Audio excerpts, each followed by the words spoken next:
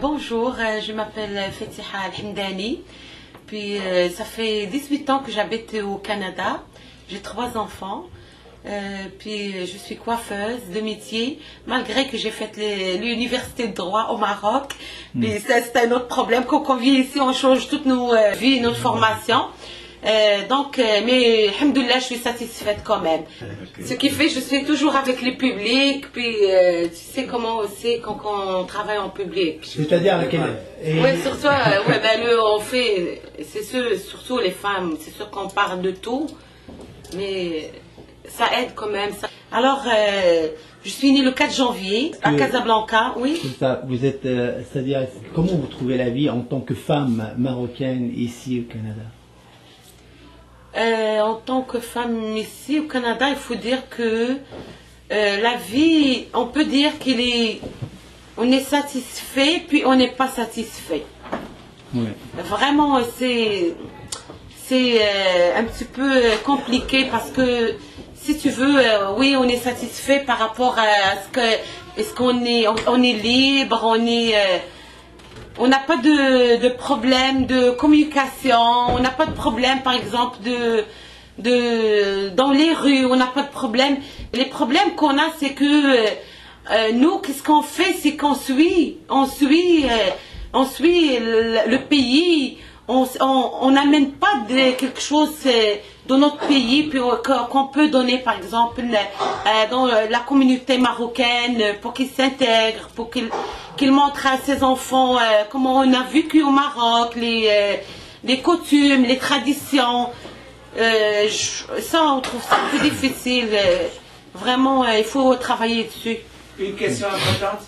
Quel est le rôle de la tradition? Pourquoi les coutumes, les traditions ont si vous êtes capable de résumer ça en 2 phrases. Oui, mais si vous voulez, on est marocain. Il faut dire qu'on est marocain, puis on reconnaît qu'on est marocain, il faut toujours être marocain. On ne va pas dire, oui, on est devenu québécois, ben, ça y est, on ferme la porte sur le Maroc. C'est ça qu'il faut garder les traditions et les coutumes. Mais pourquoi c'est comme ça. Oui, mais quel est parce qu'un juif, il va les garder. Un Turc, il va les garder. Pourquoi pas nous? Quel avantage? L'avantage de montrer à nos enfants c'est quoi notre pays, c'est quoi le pays de ses parents, le pays de ses grands-parents. Il n'y a pas... Oui.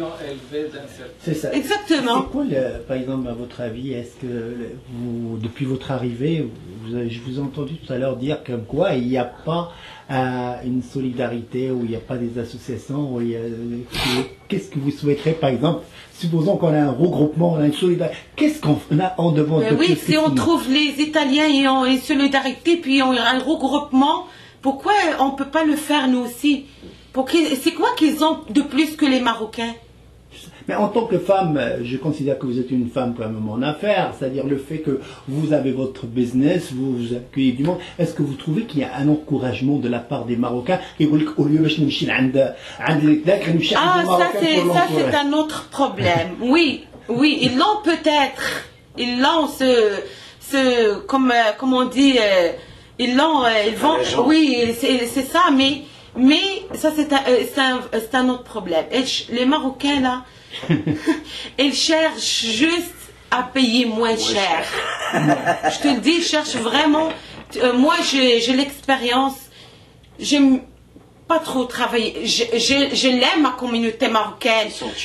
Oui, ils sont vraiment cheap.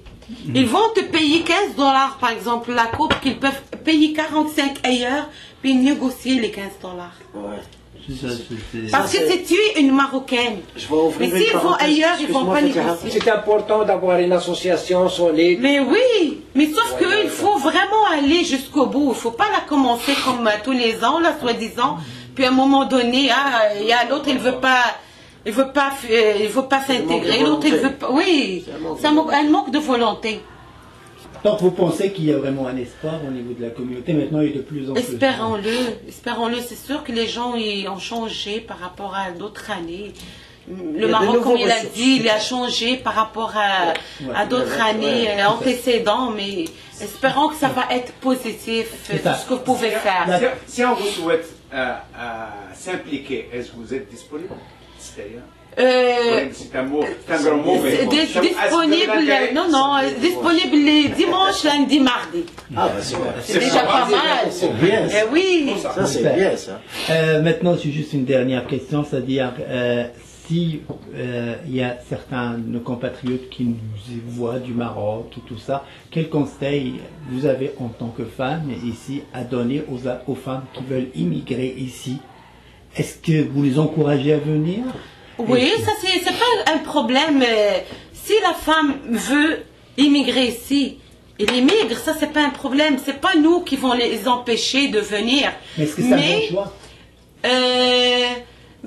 D'après mes expériences, pour moi, c'est pas un bon choix. C'est quoi les problèmes? C'est pas un bon choix. C'est pas parce qu'on est au Canada qu'on vit mieux que là-bas. Ça c'est vrai. Ouais. Ça c'est vrai, ça c'est la vérité. C'est pas parce qu'on vit mieux. Je vais juste dire une chose. On peut, les femmes ici, c'est sûr qu'on a des droits, peut-être qu'on n'a pas là-bas. Malgré que j'ai entendu dire que les droits de la femme ils ont évolué plus que avant.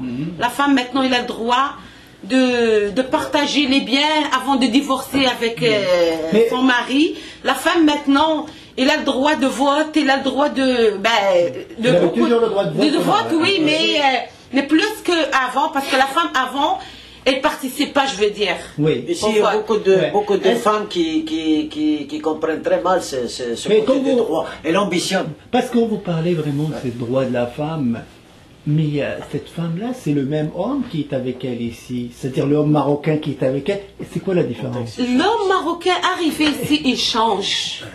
Il devient avec deux yeux en avant, 2 yeux en avant. Non, il devient avec 2 personnalités. Complètement. Quand il rentre au Maroc... Lesquelles ces 2 personnalités? Oui, quand il rentre au Maroc avec la même femme et les mêmes enfants qu'il a vécu avec là-bas, une fois qu'il met les pieds sur la terre marocaine, il va lui dire الوالدك حيدي هذه ولبسي ou dire etc. Que ce soit à sa femme ou à ses enfants. Mais quand il arrive ici, c'est un autre,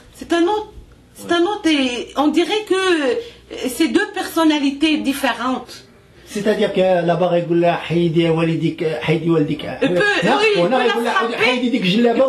la frapper, même lui donner des coups qu'il n'a jamais osé lui donner ici, parce que l'État ici, il ne le permet pas. Le 9-1-1. Oui, exactement, le 9-1-1. L'État ici ne le permet pas. Et là-bas, il devient très très macho, le Marocain. Ça reste, c'est une autre chose. Il reste que quand ils sont asselés, ils vont pas, par exemple, aller veiller à, je sais pas où, jusqu'à 4 heures du matin. Ça, c'est l'assal. Ils vont pas aller fréquenter, excusez-moi les gens qui, je sais pas, vous devriez savoir ce que je veux dire là.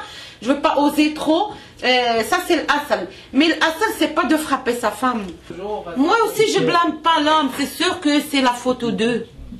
C'est sûr que, oui, il y a 50-50. La femme aussi, elle devient ici très exigeante. Et surtout, s'il y a des enfants, c'est là où il ne faut pas que les gens partent victimes. Oui. Exactement. Mais en général, c'est les enfants qui sont victimes. Moi, je vous parle parce que, par expérience. Et en 17, 13, puis 10. Non, 17, 13 et... Mon bébé, il a eu 12 ans. Merci beaucoup. Je vous en prie.